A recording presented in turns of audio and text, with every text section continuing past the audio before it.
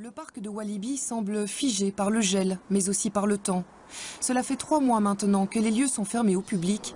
Les allées sont désertes, les attractions presque à l'abandon. Nous sommes ici dans la gare du Loup-Garou et comme vous pouvez le constater, il n'y a plus de train.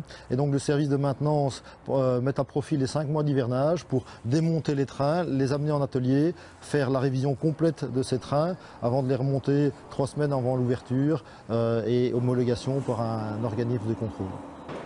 Contrairement aux apparences, cette période est donc la plus chargée de l'année pour les 45 ouvriers de la maintenance.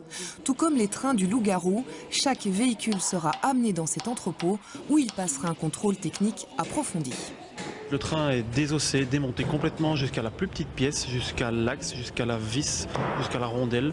Chaque axe, chaque pièce est contrôlée. Il y a des pièces qui sont systématiquement remplacées, il y a des pièces qui sont contrôlées et remplacées si elles sont hors tolérance, hors gabarit. Et ensuite on remonte le train, donc pièce par pièce, on refait l'assemblage jusqu'à reconstruire le train complet.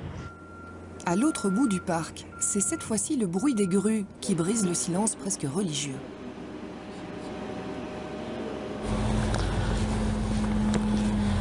Et bien voilà, nous voici sur le chantier du Pulsar, qui est la nouvelle attraction de Walibi qui ouvrira au printemps et où malgré les conditions météorologiques assez rudes, toutes les équipes sont au travail.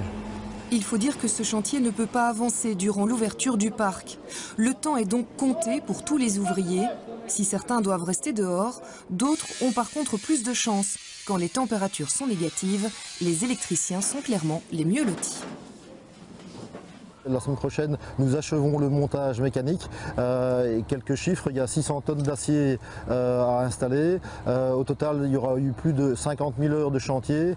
Et nous profitons bien sûr des périodes de fermeture du parc, d'accalmie, pour réaliser la fin des travaux. Et en fin d'hiver, nous procéderons aux essais de l'attraction qui va démarrer au printemps 2016. Chaque année, le parc dépense 2 millions d'euros pour sa maintenance planifiée en grande partie durant l'hiver, pour que d'ici la fin du mois de mars, toutes les attractions soient prêtes à accueillir entre 6 et 16 000 visiteurs par jour.